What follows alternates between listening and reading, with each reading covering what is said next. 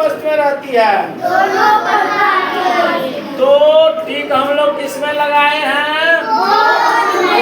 यानी लिविंग और non living दोनों प्रकार की वस्तु है जहाँ हम लोग रहते हैं। तो इसलिए C option both A and B यानी लिविंग और नॉन लिविंग दोनों में टिक लगा। ठीक है? Yes sir.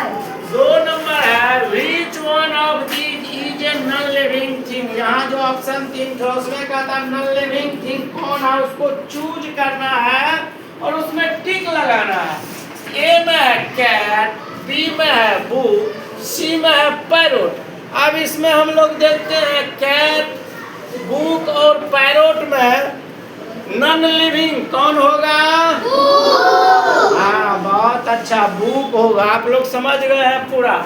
चलिए 3 नंबर में है N orange tree is an example of.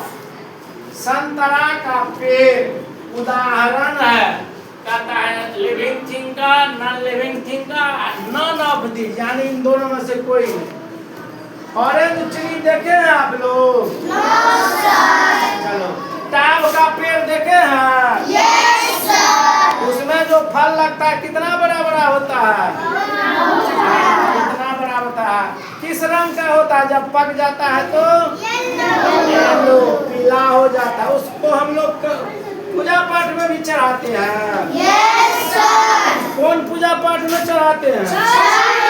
हाँ ठीक, बहुत अच्छा, छठ पूजा में चढ़ाते हैं। तो उसी प्रकार का जो है ना नारंगी का भी पेड़ होता है, ऑरेंज ट्री भी होता है। हम लोग के बिहार में नहीं होता लेकिन अब कुछ कहीं कहीं लोग लगाए हैं।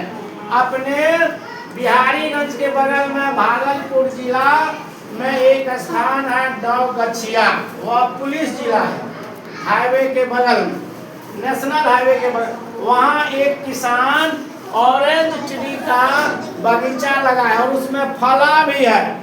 अगर आप लोग देखना चाहें तो वहाँ जाकर देख सकते हैं। तो यह ऑरेंज ट्री क्या होगा?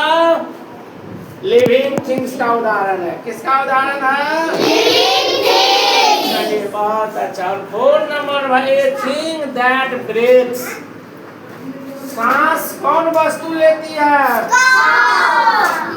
सजीव या निर्जीव? सजीव। हाँ सजीव लेते हैं। इसमें हम लोग देखेंगे का है, टेबल है, चेयर है।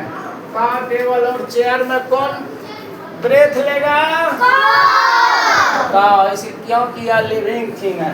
तो समझ में आ गई बात? Yes sir. चलिए बहुत अच्छा। अब हम लोग कुछ उदाहरण लेंगे, उसको लिविंग और नॉन लिविंग के कैटेगरी में बांटेंगे। ठीक है ना? Yes sir. चलिए बहुत अच्छा।